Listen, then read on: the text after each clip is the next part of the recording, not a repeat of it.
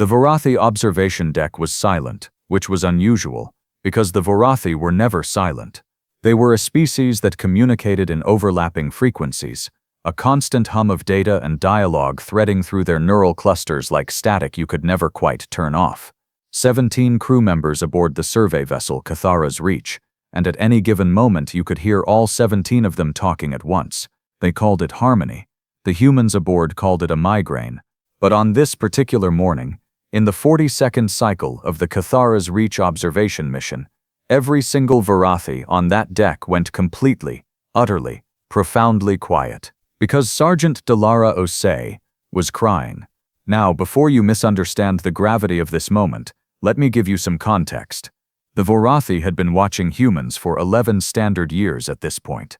They had cataloged human aggression, human ingenuity, human stubbornness, human appetite, and human volume. They had watched humans eat things that defied biological comprehension. They had watched humans laugh at pain. They had watched humans run toward explosions, which, for a species that evolved to detect and immediately flee any rapid exothermic reaction, was the single most disturbing behavior they had ever recorded. They had filled 47 data archives with the question, why would they do that, and had yet to satisfactorily answer it. They thought they understood humans. They genuinely believed that. Delara Osei sat at the corner of the observation deck, her back against the curved hull of the ship, her knees pulled to her chest, and she was crying. Not the quiet, dignified kind of crying that the Vorathi had theoretically read about in human literature. No, this was the full production, shoulders shaking, breath hitching in ragged little gasps, tears sliding down her face in a way that the Vorathi observation logs would later describe as, and I want you to appreciate the clinical precision of this language, biological fluid leaking from ocular membranes in a rhythmic and uncontrolled pattern. Observation Officer Thelk was the first to notice. He was a tall, pale blue specimen of Vorathi excellence, 7 years of field experience, 2 commendations for xenobiological documentation, and absolutely zero preparation for what he was looking at. He stopped mid-frequency, which in Vorathi terms was like someone stopping mid-sentence with their mouth still open. The other 16 crew members, picking up on his sudden silence through their neural link, all turned to look. 17 pairs of Vorathi eyes, large and amber and multifaceted in the way of deep-sea creatures, stared at Sergeant Delara Osei. She didn't notice them. She was too busy crying. Thelk sent a private frequency to his colleague, research specialist Yuvani, and the translation roughly came out to something like, "Is she malfunctioning?" Yuvani, who had more direct experience with human biology than anyone else on the ship, sent back a frequency that translated to, "No, I think this is intentional." Intentional, Thelk repeated at full audible volume, which he immediately regretted because 3 humans at the far end of the deck looked up. The thing you have to understand about the Vorathi is that they did not cry. They had tear ducts. Technically, vestigial structures left over from an evolutionary branch they'd long since abandoned. But the voluntary or involuntary release of fluid from those ducts had been selected out of their species 40,000 years ago. It served no communicative purpose in their framework. It conveyed no data. It transmitted no useful frequency. To a Vorathi, watching a human cry was roughly equivalent to watching someone's arm decide to independently file a tax return. Confusing, possibly alarming, definitely not something covered in the orientation manual. Delara was crying because she had just received a transmission from home. The war had been going on for 2 years by then. Not the war with the Vorathi, because the Vorathi were observers, neutral to the point of institutional cowardice, which is a judgment, yes, but an accurate one.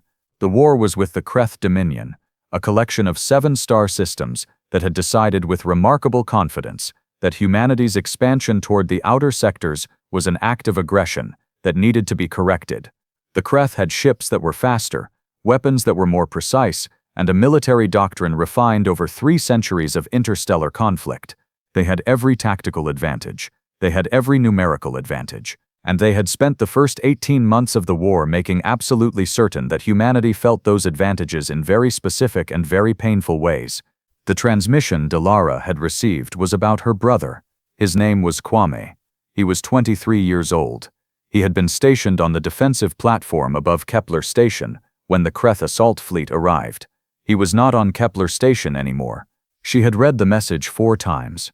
Then she had walked to the corner of the observation deck, sat down with her back against the hull, pulled her knees to her chest, and started crying. Because that is what humans do. They carry something heavy and sharp inside them, something that would tear a lesser species apart from the inside out, and they let it come out through their eyes, and somehow, they keep going afterward. The Vorathi did not know any of that yet. They just saw the crying. Thelk sent another frequency to Yuvani. Should we intervene? Is she in danger? Yuvani's response. The human literature suggests this state is self-resolving. We should observe. They observed. It is worth noting at this point that the Vorathi were currently in the process of deciding whether to share their navigational data with the Kreth Dominion. The Cathara's Reach had been collecting transit information on human supply routes for the better part of a year. Standard neutral party observation. Technically, the kind of observation that, if the data happened to end up in Kreth hands, would be categorized as intelligence contribution by anyone with a legal background. The Vorathi Council had not made a final decision yet, but the recommendation from the field team was leaning toward sharing. Thelk had written that recommendation himself. He was now watching Delara Osei cry, and something was happening in his neural clusters that he did not have a frequency for.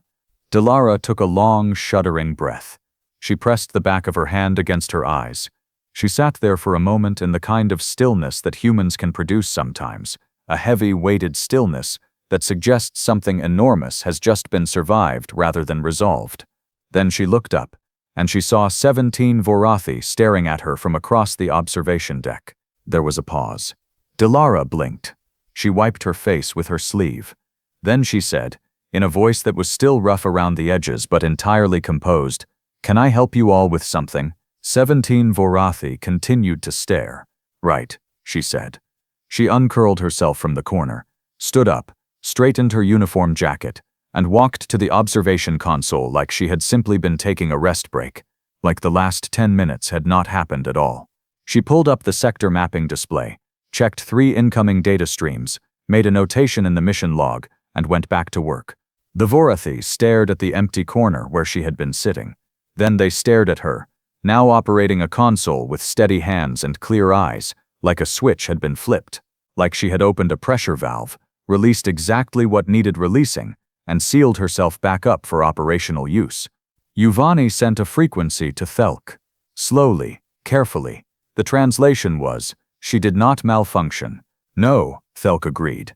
"She absorbed damage," Yuvani said, processed it, and continued. Thelk did not respond for a long moment. What he was thinking about, and this is the part that changes everything, what he was thinking about was the Kreth Dominion's most recent engagement reports. He had read them as part of the observation mission's background documentation. 43 engagements in 2 years, 14 significant human losses. Kepler Station, yes, but also the relay network at Sector 9, the mining colonies on Dreveth's belt, the research installation at the edge of the Perseid corridor. The Kreth had hit hard, repeatedly, and humanity had lost ground every time, and they were still fighting. Every time, they lost ground, absorbed the hit, and they kept fighting. Not because they had a tactical advantage, not because their odds were improving, not because there was any reasonable mathematical argument for continuing. The Kreth analysts had run those numbers. Thelk had seen the summaries. By every metric, human resistance should have collapsed at month 7. It was now month 26. He looked at Delara Osei. She was entering data into the mission log with the focused efficiency of someone who had absolutely nothing else to do. Her hands were steady. Her voice, when she briefly spoke into the comm to confirm a sensor calibration with engineer Priya Sandhu in the lower deck, was level and professional and gave nothing away. Thelk had a sudden and very uncomfortable thought. What does a species do when it loses everything and it does not stop? He did not have a frequency for the answer. He had never needed one before. Research specialist Yuvani was watching him. She sent a quiet pulse. "Thelk, I know," he said. "The recommendation, I know." The observation deck was quiet again, but it was a different kind of quiet now. Not the stunned silence of 17 scientists watching something they didn't understand. It was the quiet of people who had just started to understand something and wished very sincerely that they hadn't. Because understanding, as any reasonable observer will tell you, is the beginning of a very specific and very inconvenient kind of problem. And on the Cathara's reach, in the 40-second cycle of an observation mission that had just shifted its entire axis of meaning, 17 Vorathi scientists sat with that understanding and felt it settle into them like weight, while Sergeant Delara Osei, who had lost her brother 40 minutes ago, continued entering data into a mission log, did her job, and said absolutely nothing more about it. Thelk did not sleep that cycle. This was unusual, because Thelk was a famously efficient sleeper. His colleagues had noted it in the way colleagues note things about each other when they are stuck on a ship together for extended periods with nothing better to discuss. 7 hours exact. Neural cluster reset. Full sensory suspension. No interruptions. Yuvani had once joked that Thelk could sleep through a hull breach if the breach happened quietly enough. He had not found this funny, which was itself a data point about Thelk's personality, but that is beside the point. The point is that Thelk lay in his rest pod for 6 full hours, staring at the curved ceiling, thinking about a human woman sitting in a corner, crying, and then standing up and going back to work. He kept returning to the moment she had looked up and seen them all staring. The way she had blinked, wiped her face, straightened her jacket. The precision of that sequence. There was no performance in it, no attempt to manage their perception of her. She simply reassembled herself, the way you might reassemble a piece of equipment after a necessary inspection, and returned to function. It was so matter-of-fact that it had initially read to Thelk as a coping mechanism, something practiced and trained and designed to project stability. But it wasn't that. He had spent 6 hours working through why it wasn't that, and the conclusion was deeply unsettling. It was real. She had genuinely reassembled herself, not for them, not for appearances, just because that was what she did. That was what they all did. They broke, and they put themselves back together, and the putting back together was as natural and unremarkable to them as the breaking. Thelk got up, left his rest pod, and went to find Yuvani. She was in the research archive, which surprised him not at all, because Yuvani was the kind of person who used insomnia productively, a trait Thelk had always found mildly aggressive. She was reviewing the accumulated observation files, 11 years of documentation, 47 archives, and she had pulled up a specific subset that Thelk recognized immediately. Combat response data. Human behavior under sustained pressure. He had filed most of these reports himself. He sat down across from her without saying anything. She didn't look up. I've been reading the Kepler station reports, and the platform lost 60% of its defensive capability in the first 4 minutes of engagement. She pulled up the tactical summary. The surviving crew held position for another 6 hours. 6 hours, Thelk, with 60% of their systems destroyed and a Kreth assault fleet sitting right outside. Why? He knew why. He wanted to hear her say it. Because there were evacuation transports still in the corridor. She set the file down. They held so the transports could clear the engagement zone. Commander Adaze Norfer made the call, with 17 crew members left. They did not retreat. They held. How many made it out of the transports? 4,212 civilians. Thelk was quiet for a moment. How many stayed on the platform? 17. The archive hummed around them. Somewhere in the lower decks, the ship's environmental system cycled through its routine pressure check, a soft, rhythmic sound that Thelk had long since stopped hearing. He heard it now. Delara Osei's brother, he said, was one of the 17. Yes. Yuvani folded her hands on the table. I cross-referenced the crew manifest after she received the transmission. Thelk absorbed this. Kwame Osei, 23 years old, stationed on a platform that was already tactically compromised, who had stayed while evacuation transports carried 4,000 people to safety, and who would now be a name in a file, and a reason his sister cried in a corner of an observation deck on a neutral survey vessel, 40 light minutes from anywhere that mattered. She knows what he did, Thelk said. It wasn't a question. She knows exactly what he did. Yuvani looked at him steadily, and she went back to work. There it was again. That phrase. Gone back to work. Thelk had been turning it over in his mind all night like a stone. He kept expecting to find something underneath. He kept not finding anything underneath. The phrase was the thing. There was nothing more profound hiding beneath it. She had gone back to work, because that was the response. Because grief, for humans, was not a terminus. It was something you carried while you kept moving. And the keeping moving was not denial, it was not suppression, it was not a malfunction in the processing system. It was the whole point, he said, slowly. They have been losing this war. Yes. By every measurable metric. Yes. And they have not stopped. Giovanni looked at the archive files spread across the table between them. 47 records, 11 years, a species that ran toward explosions, and cried through their eyes, and held dying platforms, so strangers could escape, and then showed up the next cycle to enter data into mission logs with steady hands. She said, no, they have not stopped. Thelk pulled the recommendation file from the archive.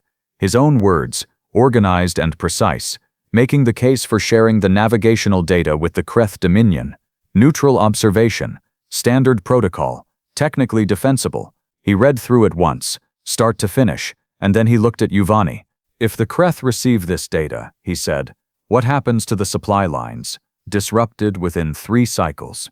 The Kreth would hit the relay points here, here, and here. She indicated 3 sectors on the star map without hesitation, which told Thelk she had already run this exact analysis. The forward colonies lose resupply capacity, military response time doubles, possibly triples, and the war ends. The Kreth believe so. She paused. They have believed so after every major engagement. They believed so after Kepler Station. Thelk set the recommendation file on the table. He looked at it for a long moment. Then he said something that was, for a Vorathi of his precise and methodical nature, extraordinarily uncharacteristic. He said, what if they're wrong? It was not a question, exactly. It was more like a hypothesis being spoken aloud for the first time, carefully, the way you might set down something fragile to see if the surface holds. Giovanni said, the Kreth have superior ships. Yes. Superior weapons. Yes. 3 centuries of refined military doctrine. Yes. He looked at the archive. And they have been fighting humanity for 26 months, and humanity is still fighting back. The Kreth attribute this to inefficiency on their own part. Strategic miscalculation. They believe they simply have not yet applied sufficient force at the correct pressure points. And if we give them the navigational data, Thelk said, they apply force at the supply lines, and they believe that ends it. Yes. But the Kreth have believed, after every engagement, that the next one ends it. He paused. And it has not ended it. Giovanni said nothing. They keep expecting humans to behave rationally, Thelk said. And the word rational came out with a quality that he could not quite classify. Not contempt, not admiration, something that did not have a frequency in his language yet. They keep expecting that sufficient loss will produce logical cessation. That is how every species the Kreth have fought has responded. Loss exceeds sustainable threshold, and the rational calculation is to stop. Humans do not appear to perform that calculation, Giovanni said carefully. No. He thought of Delara Osei, standing up, straightening her jacket, going back to the console. They perform a different one. He stood up. He picked up the recommendation file. Giovanni watched him without speaking. I am going to withdraw this, he said. Giovanni nodded, very slightly. The council will ask for justification. I will give them one. He looked at the file in his hands. I will tell them that the observational data does not support the conclusion that Kreth military victory is achievable within a time frame that justifies Vorathi strategic involvement. He paused. I will tell them we need more time to observe. That is a very diplomatic way of saying what you actually mean. It is the only way the council will hear it. She looked at him for a long moment. What do you actually mean, Thelk? He thought about it. He thought about 47 archives and 17 crew members on a failing platform, and a woman who cried in a corner and then stood up and went back to work. He thought about Kwame Osei, 23 years old, who had stayed, and about 4,000 people who had gotten out because he stayed, and about the fact that there was no rational calculation that explained that choice, and yet it had been made, and it would be made again, by someone else, somewhere else, on the next platform, in the next engagement, in month 27, and month 34, and however many months it took, because that was apparently just what humans did. He said, I mean that I think the Kreth have already lost. They do not know it yet, because it is not visible in the tactical data. It is not in the ship counts or the territorial maps or the engagement reports. He set the file down. But I watched a human receive the worst news of her life and go back to work within 10 minutes.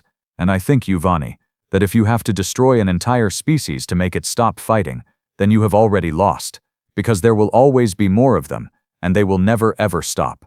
The archive was very quiet. From somewhere below them, they heard a sound. Voices, human voices, coming from the crew common area on the deck beneath the archive. Thelk recognized the sound after a moment. Not an alarm, not a crisis, just conversation. Laughing, actually. Someone was telling a story and 2 or 3 others were laughing at the punchline. He checked the crew rotation. Delara Osei was on a rest period. She was in the common area, laughing at someone's story. Thelk and Vorathi stood in the archive and listened to the sound filter up through the ship's structure. Light, easy, completely unremarkable laughter from a woman who had been crying 2 hours ago over her dead brother. Not because the grief was gone. He understood that now, it was still there. It would always be there. She was laughing with it in her chest, the way humans seem to carry all their heavy things, integrated rather than resolved, present but not disabling, real but not terminal. Vorathi said, very quietly. We should tell the council. Yes, Thelk said.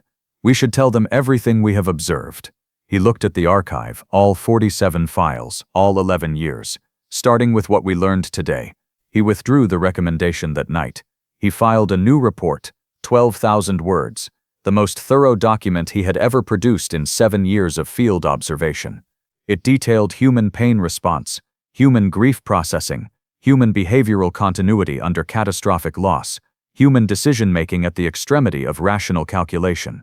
It detailed Kwame Osei and Commander Adiaza Nwofor and Sergeant Delara Osei at a console with steady hands.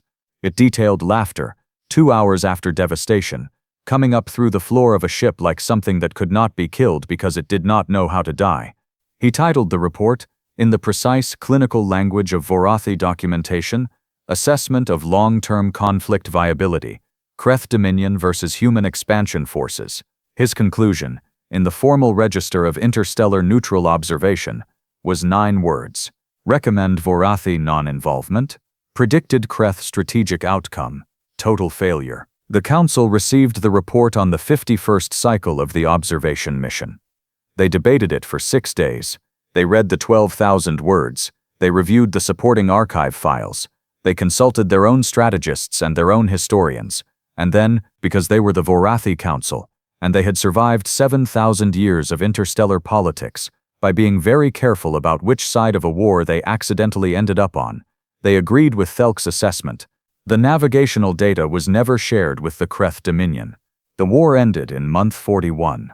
Not because the Kreth ran out of ships, though by that point they had lost a significant number of them, not because humanity found some brilliant tactical innovation that shifted the balance in a single decisive engagement, though there were several engagements that historians would later argue about enthusiastically.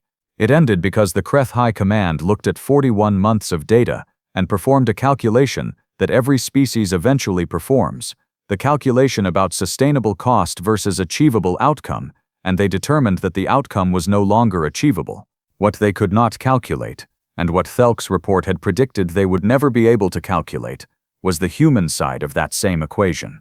Because humanity had performed its own calculation at month 7, at month 14, at month 26, and the answer had come back the same every time. Not because the math was wrong. The math was never wrong.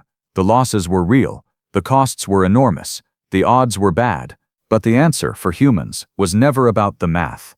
Thelk learned this properly, completely, and without any remaining ambiguity, on the 58th cycle of the observation mission, when Delara Osei found him in the archive reviewing post-engagement reports, and asked him, with no particular ceremony, if he wanted some coffee.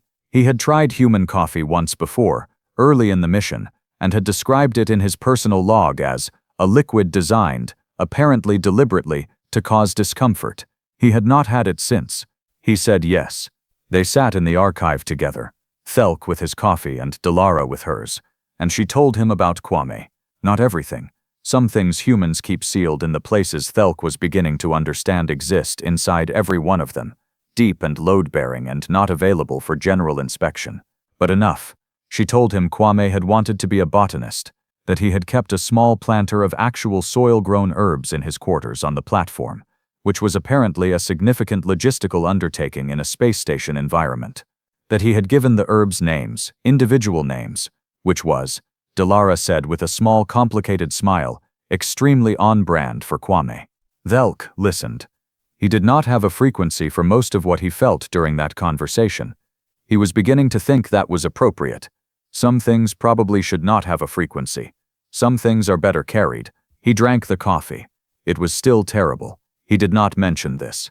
Outside the archive windows, the stars moved slowly past, the way stars do when you are traveling at a speed that makes distance feel manageable and time feel negotiable, and somewhere far behind them, in the direction of systems that were beginning, slowly, to quiet down, a species that had never in 41 months stopped fighting, was learning what it felt like to stop, not because it had to, but because it had, at last, run out of war. They would not run out of anything else. Velk finished the coffee. Delara finished hers. They sat for a moment in the kind of comfortable silence that requires a certain amount of shared weight to produce. Then Delara stood up, straightened her jacket, and went back to work. Velk watched her go. Then he opened a new file and started writing.